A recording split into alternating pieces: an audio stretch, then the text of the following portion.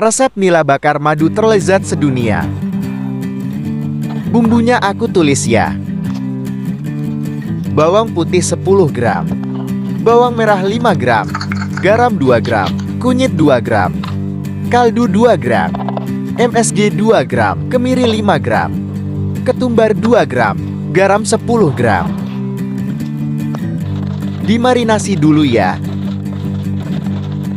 Lada 15 gram, gula pasir 10 gram, madu 40 ml. Dicampur semua ya. Lalu diolesin ke nila yang mau dibakar.